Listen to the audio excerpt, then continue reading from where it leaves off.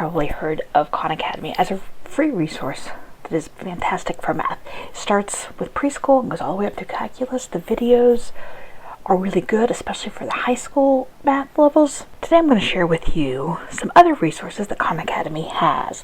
Now, unlike their math, these are more of a middle school-ish to high school level. All their other topics are set up in a nearly identical fashion to it. You have your main topics and then your subtopics within each one. You'll have videos, you'll have your reading sections, and then you'll also have your mastery. And this is where your student is going to get to prove what they've actually learned. As your student has masters it and gains points, they will be able to move on, and then once they've mastered it all, you'll know that they have a good working knowledge of the topic. Now, one program that I think is good even at an upper elementary program is their grammar section. It's set up in the same way. My daughter has used it on her account, and so has one of my sons. Set up the same way. Your student will watch a video, and then they'll get to do lots of practice with it. When you move into a subject, if you think your student has a strong working knowledge of it, for example, parts of speech, nouns, they can scroll all the way to the bottom to the unit test and start points there. And that way they can skip sections. If your student makes a mistake, there's an option here to get help or skip for now. If they get help, they will receive hints, and this is true on all the different parts that will help them choose the correct answer. We used their world history last year in two different ways. One, we used the 20th century section, which focuses on the different wars of the 20th century.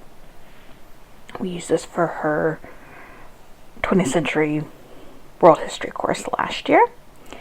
And then we also used other parts of it for her religions class. She did a monotheistic religion class, so she was able to learn about Judaism, history of Christianity, and history of Islam through it. It was fantastic, and we both learned a lot from it. Now, a course in art history may not be what you or your student are interested in doing, but what a great way to add to what you are learning in a history course or even a geography course. There's so much to learn about people from their art. If you don't wish to do the quizzes, they're easy to skip. One more section in Arts and Humanities. They have partnered together with Disney to bring to you two other courses. One is the Art of Storytelling, so you'll walk through how characters are built and designed, film grammar, how movies are put together, and then an Imagineering in a Box, so that your student can learn how to design a theme park. In addition to their partner content with Disney, they have other ones as well. For example, they have one with LeBron James, short one to learn about the physics of basketball. The 49ers will bring STEAM to your learning with football. NASA, of course, always puts out amazing content for education.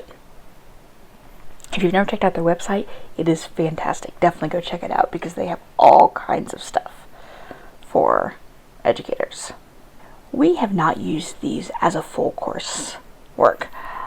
I think you absolutely could, but it's not the way that my daughter learns, and I don't feel like it's quite enough for our goals. Test prep, if you've got a student who's working or will soon be working towards any of that, as well as areas like career prep and college admissions. If you enjoyed this video, you'll want to click on the playlist on the screen. You'll get homeschool resources, one resource per video in just about 5 minutes or less. I'll see you in the next video.